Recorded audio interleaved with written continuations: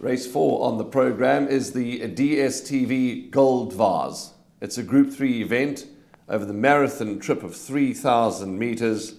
And you want to get a pick 6 on. You want to get a pick 6 on Vodacom Durban July Day. The mega pool, 5 million rand carryover, and the likely pool to reach 15 million. A lot of money at stake to be won. Get your bets on timeously, and by 1 o'clock, your pick 6s will need to be on. Graham, for me, and we're going to go to the package now, but for me, this is a very, very competitive race, if not the most competitive on the day, but we all read races differently. Do you agree before we go to the package?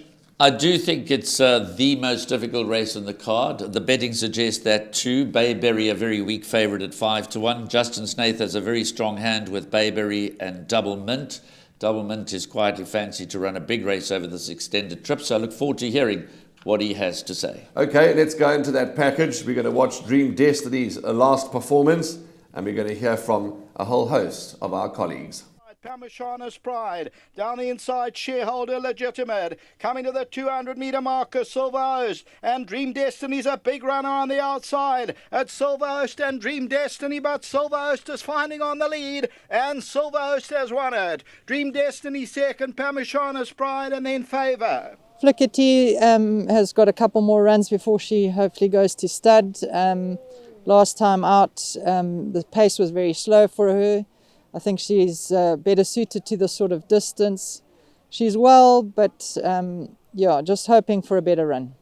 Yeah, last year's Gold Cup winner Sheldon Pards a victory.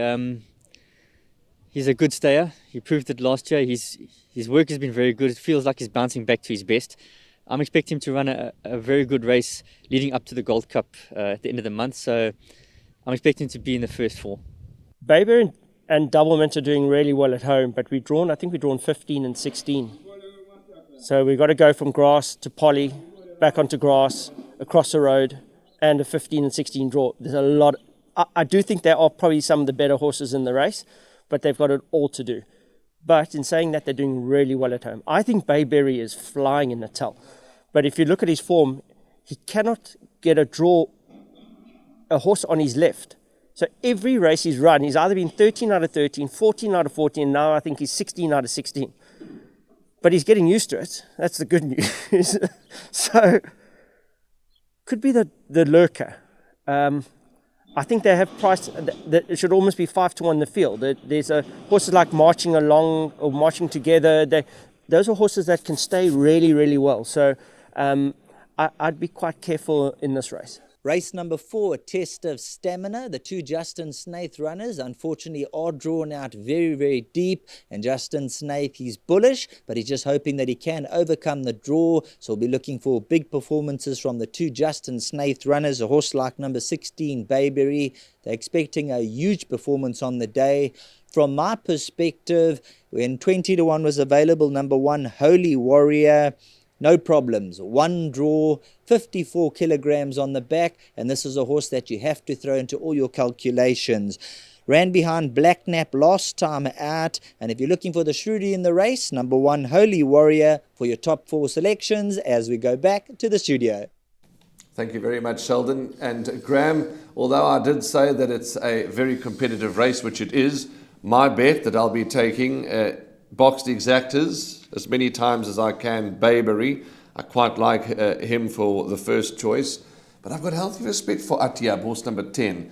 And you know, Atiab's run 3rd to Double Mint, 2nd to Silver Host, beaten Silver Host, 2nd to Runways last time, which was a pinnacle, a prep effort. And having a word with Zietsman Oosthuizen and Luke Ferraris, who worked Atiab just the other day in Port Elizabeth, the work was good and they're quite upbeat. I saw him at Ashburton the other day. He looks outstanding. I'm expecting a big run from him. Well, he's a proven galloper. He's a proven stayer. He's going to have to do it the hard way. He's probably going to go to the front and play catch as catch can. So Atiab absolutely must have a chance. I think the Justin Snaith stable do hold a strong hand despite the draws. Double Mint, interestingly, I watched the Weighted to Win show. Clyde Basil, Daryl Marie and Darren Burrows had Piers Stradham as a guest. They all fancy Double Mint. Richard Farees very confident about number 16, Bayberry. Obviously, Sheldon has picked out Holy Warrior. That's got to go into your trifectas and quartets. The filly's smoking hot. Knee Brass, That could be anything. Young horse, he's only won twice, trying the trip for the first time, but he's an improving stayer. And just to point out, Dream Destiny, I don't know what to make of Dream Destiny. He ran a super race in the Track and Ball Derby. Now, Warren, if the weights for this race were framed after the Track and Ball Derby, Dream Destiny would be carrying 57. The point is his merit rating has been hiked after running second to Silver Host in the Track and Ball Derby, but these weights were already out. So Dream Destiny gets an opportunity here of 50 kilograms for the last time in his life, because when he next appears, his merit rating is likely to be in the 90s, and if the weights were framed after the Track and Ball Derby for this race, he would have been carrying 57 kilograms. So if the handicappers have got their sums right, Dream Destiny 7 kilograms well in for this, the DSTV Gold Vase. Tough race, a tough start to the mammoth pick six. We're expecting the pool to exceed 15 million rands. Justin Snaith holds all the aces with number 15 Double Mint and number 16 Bayberry, but it's deeper than that.